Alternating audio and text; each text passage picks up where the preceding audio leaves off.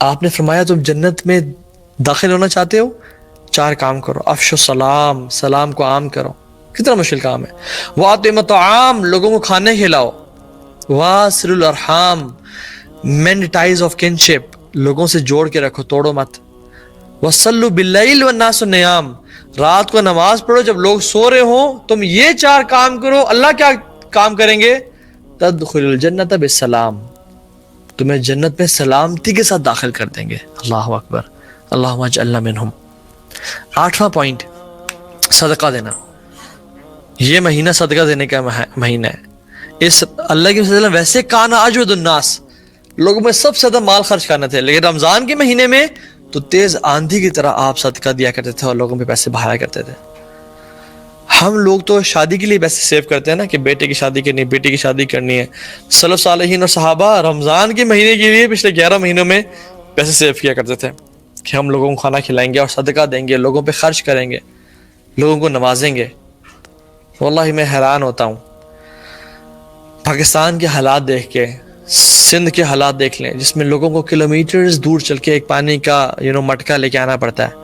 بھوک پیاس کا وہ عالم ہے کہ بچوں کی گروتھ نہیں پا رہی، لوگ میل نیوٹریشن کی وجہ سے بچے بہت ساری سائیکولوجیکل اور فزیکل ڈیزیز کا شکار ہو رہے ہیں، اور ہمارے اسلام آباد لاہور میں لوگوں نے 11 لاکھ کے کتے رکھے ہوئے ہیں، اور اس کو سنبھالنے کے لیے 10 ہزار 12 ہزار پہ بندے رکھے ہوئے ہیں۔ بندے کو تنخواہ مل رہی ہے 15 سے 20 ہزار، جس کی 3 بچے بھی ہیں اور فیملی بھی ہے، اور لیکن کتے پہ مہینے کا خرچہ جو ہے وہ 60 سے 70 ہزار ہے۔ یا اللہ، یہ مسلمان ہے۔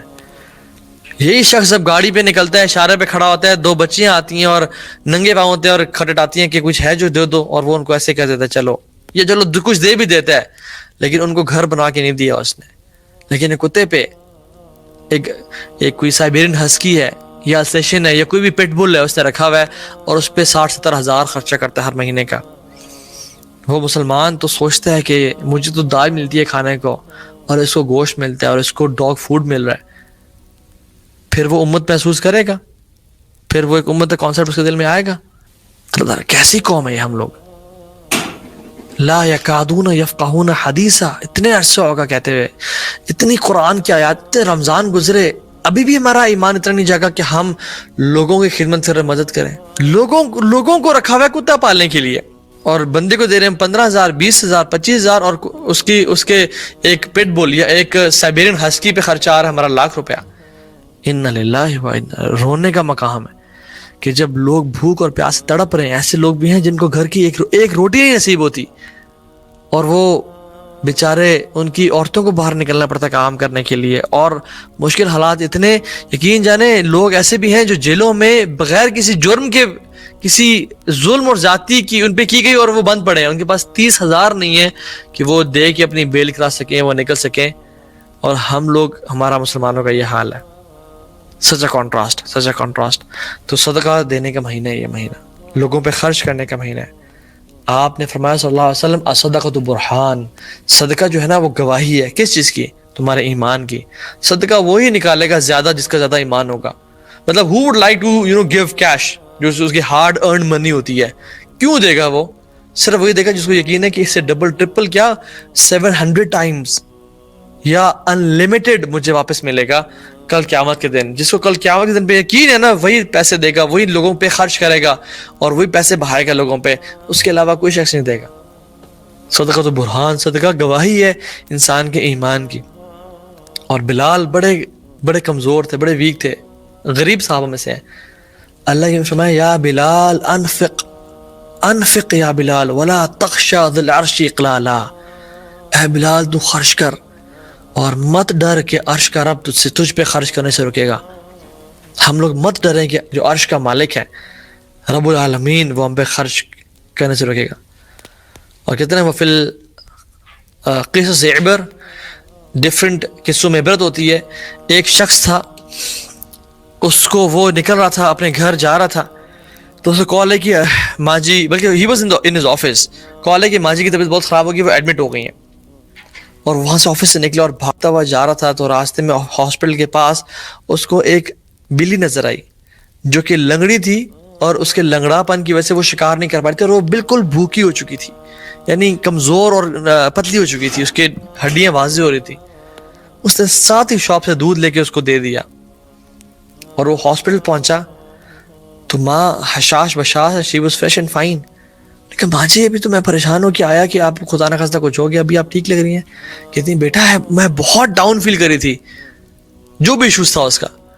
کہتی لیکن مجھے اس سارے مشکل حالت میں نا مجھے میری آنکھ لگی اور مجھے نیند آ گئی.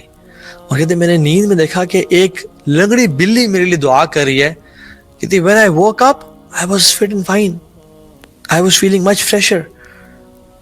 الحمدللہ. کہتے ماں جی یہ جو صدقہ میں نے دیا نہیں اس کا نتیجہ ہے. رسول اللہ صلی اللہ علیہ وسلم نے فرمایا داؤ مرضاکم بالصدقہ، اپنے مریضوں کا علاج صدقہ دے کے کرو. ہم اس پینڈیمک سے گزر رہے ہیں، ہم نے کتنا صدقہ دیا؟ ہم نے کتنا صدقہ دیا؟ امیر لوگ تو صدقہ دیں تو اچھی بات ہے، بہت اچھی بات ہے، لیکن جب غریب ہی صدقہ دینا پھر تو ایکسیلنٹ چیز ہوتی ہے. تو ہم یہ شک دیکھیں کہ ہم نے کتنا صدقہ دیا، کیونکہ اللہ سبحانہ و تعالیٰ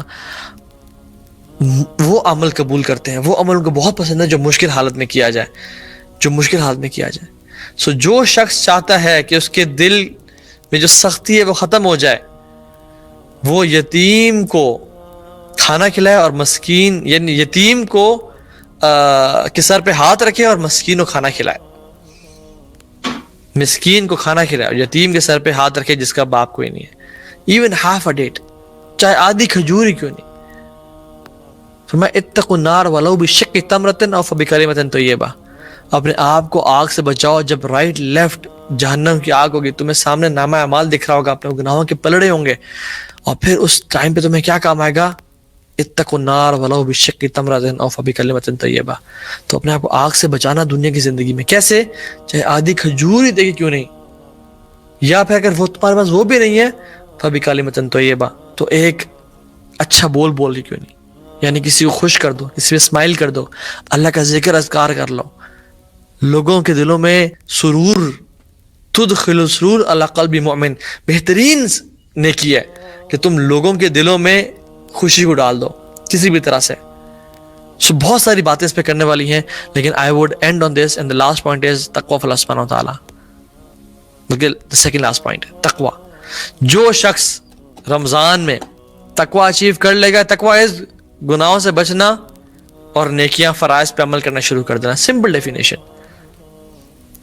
اگر آپ کامیاب بننا چاہتے ہیں، میں آپ کو کامیابی کا ایک ون لائنر بتاتا ہوں.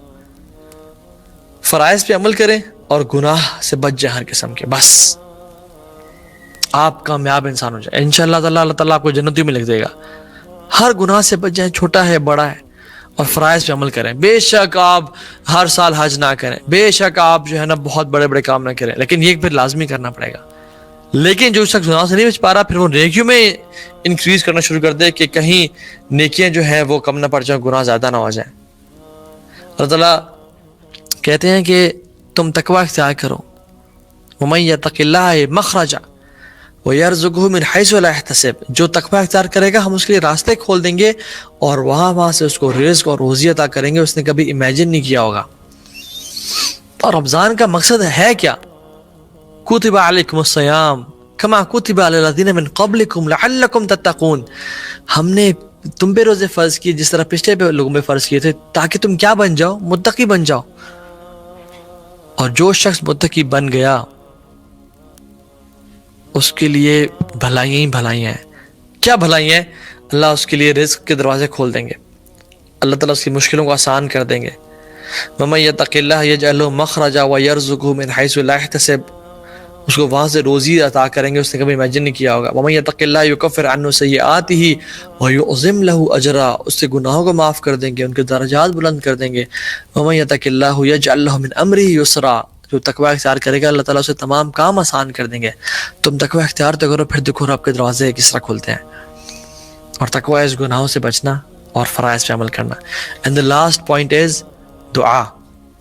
دعا، یہ مہینہ دعا کا مہینہ ہے. اللہ سبحانہ وتعالیٰ نے سورہ بقرہ میں رمضان کا ذکر کیا. آیت نمبر 183 184 185 میں رمضان کی آیات چل رہی ہیں. پھر 187 میں بھی رمضان کی آیت ہے.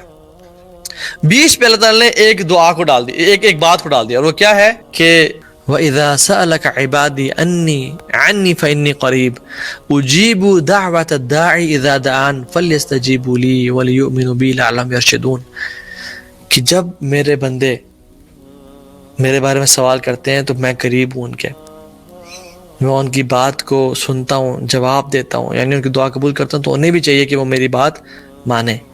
علماء کی تفسیر میں بیان کرتے ہیں کہ رمضان کی آیات اور اس کے بعد رمضان کی آیات اور بیچ میں جو دعا کو سینڈوچ کیا نا اللہ سبحانہ تعالیٰ نے, اس کا مطلب یہ ہے کہ this month is the month of دعا. کثرت سے دعا کریں اللہ تعالیٰ سے, کیونکہ جنت کے دروازے کھلے ہیں, جہنم کے بند اللہ کی رحمت ٹھاٹے میں آ رہی ہے. مطلب یہ وہ مہینہ ہے کہ اللہ سبحانہ تعالیٰ خود کہہ رہے ہیں مجھے پکارو, میں عطا کرنے والا ہوں, تمہیں دوں گا. یہ اللہ تعالیٰ نے خود ونڈو کھول لیا ہے. امیجن ایک شخص کہے کہ میں یہ ونڈو کھول رہا ہوں آپ کے لیے, آپ جو مانگیں گے میں عطا کروں گا, اور پھر ہم مانگے وہ عطا ہی نہ کرے, ایسا ہو سکتا ہے؟ It's not possible. سو دعا کریں, اور دعا کبھی بھی انسان کو خسارہ کے باعث نہیں بنتی. حرام کام کی دعا نہ کریں, حرام چیزوں کی دعا نہ کریں, نیکیوں کی اور اچھی چیز کی دعا کریں, حلال چیزوں کی دعا کریں, وہ لازمی پوری ہوتی ہے. اور پورے ہونے کے 2-3 طریقے ہیں اللہ تعالیٰ کے جو ہمیں پتہ نہیں ہے. ایک تو یہ کہ میں نے کہا یا اللہ مجھے موبائل فون دے دے, مجھے موبائل فون مل گیا, ٹھیک ہے, مجھے وہ چیز مل گئی. دوسرا دعا کی قبولیت کا جو ایک اینگل ہے نا, وہ یہ ہے کہ میں نے کہا یا اللہ مجھے موبائل دے دے, میرے پاس پرانا موبائل ہے, نیا موبائل نہیں ملا, لیکن میرا یا تو موبائل چوری ہونا تھا یہ والا, یا ایکسیڈنٹ ہونا تھا, یا کوئی مصیبت اور آفت میرے تقدیر میں لکھی ہوئی تھی, اللہ تعالیٰ اس کو مٹا دیتے ہیں. اور تقدیر میں ہی لکھا ہوتا ہے یہ دعا کرے گا, یہ چیز مانگے گا, ہم اس کو وہ تو ادا نہیں کریں گے, لیکن ہم اس کی آفت کو دور کر دیں گے. اور ہم انسان جو ہے نا, وقال الانسان اکثر شیء جدلا, انسان ہمیشہ لڑنے جھگڑنے والا ہی رہتا ہے اور شکایتوں والا ہے. یا اللہ میں نے تو آپ سے موبائل مانگا تھا, مجھے ملا ہی کوئی نہیں, یہ کیسا دین ہے, یہ کیسے آپ دعا ہی نہیں سنتے. حالانکہ اللہ کے بندے تیرے پہ جو مشکل مصیبت آ رہی تھی اس کو رب نے تجھے بچایا, تجھے وہ خوشی نہیں ہے اس بات کی, تو یہ پتہ ہی نہیں اس بات کا, because we are looking at a pixel and اللہ سبحانہ وتعالی knows the whole picture what happens. اور تیسرا اینگل جو سب سے بہترین ہے وہ ہے کہ اللہ تعالیٰ آخرت کے لیے ذخیرہ کر لیتے ہیں اس دعا کو, آخرت کے لیے سنبھال لیتے ہیں. جس دن انسان کے قدم لڑکھڑا جائیں گے, ماں کام نہیں آئے گی, باپ کام نہیں آئے گا, کوئی کسی کام نہیں آئے گا, انسان حفاتن عراتن غرلا, ننگا پاؤں, ننگے جسم, انسرکمسائزڈ ہوگا, اور عجیب سورج 1 میل پہ ہوگا, اور مشکل حالات میں ہوگا, تو اس دن اللہ سبحانہ تعالیٰ اس کو ان دعاؤں کی جو کمپائلیشن ہے اس کا اجر دیں گے کہ میرے بندے جو تیری دعائیں قبول نہیں ہوئی نا, ان کا بدلہ آج لے لے. تو یا رب کاش میری کوئی دعا قبول نہ ہوتی اور سارا اجر مجھے آج ہی مل جاتا, پتہ نہیں کیوں دعا قبول نہیں کیا آپ نے.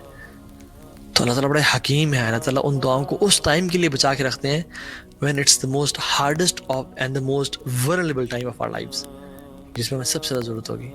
تو اللہ ہمارا رمضان کا مہینہ بہت بہت بہت بابرکت بنا لے, اینڈ واللہ we can achieve nothing except اللہ تعالیٰ کی توفیق کے. میں دعا کرتا ہوں کہ یا اللہ آپ ہمیں توفیق بخشیں.